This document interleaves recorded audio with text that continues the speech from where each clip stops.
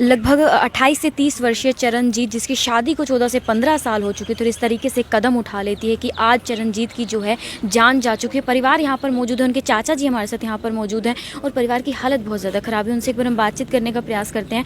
क्या कुछ हुआ था, क्या कुछ जानकारी मिली थी? अंकल जी, क्या कुछ हुआ था, क्या जानकारी मिली थी आपको? हमको कुछ नहीं पता जी, मन तो ये पता लगा यूँ जहर खा के मर गई।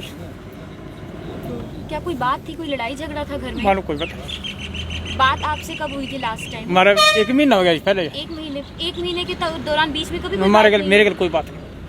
ससुराल में कोई परेशानी किसी चीज़? हमको नहीं पता, बीमार में देखो कोई याद नहीं। अच्छा, कुछ जब आखिरी बार बात हुई थी कुछ जिक्र नहीं, किया था? हमको कोई जिक्र नहीं किया जी, उन्हें कुछ नहीं किया। मानो कोई हम ये नहीं कहते, मानो कोई पता नहीं। मालका ने ये कहा भी जहर खा के मर गई। कितने साल पहले हुई थी शादी? शादी तो हो गई 15-16 साल हो गए। और पति कहाँ पर है? पति विदेश था, आ गया जो विदेश में रहते हैं। हाँ। बच्चे कितने हैं? बच्चे 2 हैं जी।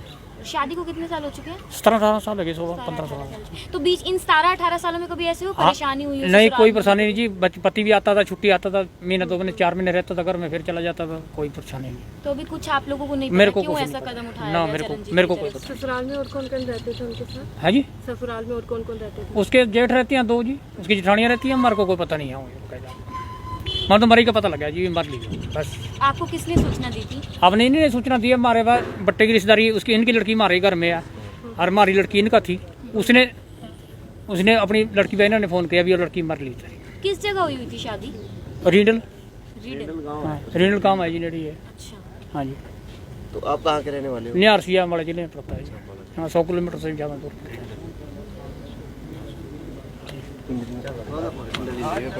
तो इंद्री के नज़दीक रिंडल गांव है, वहाँ पर जो है शादी हुई थी और शादी को तकरीबन 14 से 15 साल हो चुके थे और कोई ऐसी बात नहीं थी, कोई लड़ाई झगड़ा हो। चाचा जी कह रहे हैं हमें कुछ नहीं बताया। 1 महीने पहले बातचीत हुई थी। ससुराल पक्ष भी हालांकि यहाँ पर मौजूद है और कहा जा रहा है कि हमें ऐसे डायरेक्ट ये पता चला कि जो इनकी बेटी है उनके घर गई और जो उनकी बेटी है इनके घर पर आई, तो वो बेटी ने इनको कॉल करके बताया कि इस तरीके से जो है बात हो चुकी है, जहर खाकर आत्महत्या कर लिया। हालांकि जो मायका पक्ष है वो कह रहे हैं हमें कुछ नहीं पता। चाचा जी कह रहे हैं कि हमारी बेटी ऐसा नहीं कर सकती है।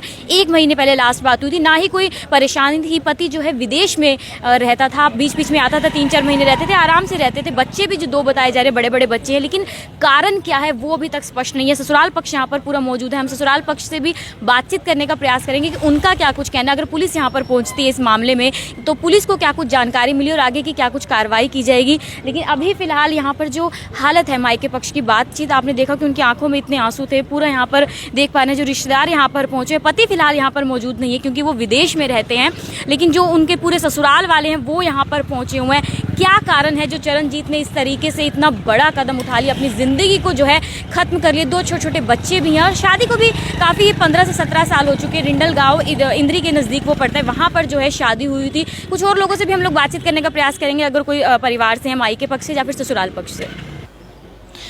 करनाल के रिंडल गांव में ब्याही हुई एक लड़की जिसकी उम्र 30 साल है, किस तरीके से ऐसे आरोप लगते नज़र आते हैं कि उसने जो है जहर खा के वो आत्महत्या कर लेती है। लेकिन जो घर वालों के आरोप है, जो मायके पक्ष से हमने बातचीत करी, उनका ये कहना है कि ऐसा नहीं हो सकता। उनकी जो बेटी है वो जहर खा के इस तरीके से जो है आत्महत्या नहीं कर सकती। हालांकि यहाँ पे ससुराल पक्ष भी मौजूद था। लड़की का जो पति है वो विदेश में नौकरी करता है, वो भी पहुँचा, लेकिन वो लोग बोलने को तैयार नहीं है। उसी के साथ जो है बड़ा दुखद मामला सामने आता है। अभी फिलहाल आप तस्वीरें जो है कल्पना चावला मोर्चरी हाउस से देख सकते हैं। एक 30 साल की लड़की जिसका नाम चरणजीत है, अंबाला की रहने वाली, रिंडल गांव इंद्री में जो लगता है वहां पे उसकी शादी हुई थी। घर में 2 बच्चे हैं, बड़ी बेटी 13 साल की है, छोटे छोटे बच्चे हैं और 15 साल शादी को हुए थे। और घर वालों का, चाचा जी का ये भी कहना है कि ऐसा कुछ भी जो है दिक्कत परेशानी नहीं चल रही थी, ना ही कभी उन्होंने इस 15 साल में किसी भी तकलीफ के बारे में जिक्र किया। हालांकि एक भरा पूरा परिवार था, घर में जेठ थे, जेठानियाँ थी, तो क्यों इस तरीके से कोई जो है इतना बड़ा कदम उठा लेगा, अपनी जीवन लीला को इस तरीके से जो है समाप्त कर देगा। और ये मामला जो है कल 1-1:30 बजे के करीब जो है परिवार वालों को सूचना लगती है और ये भी सामने आया है कि जो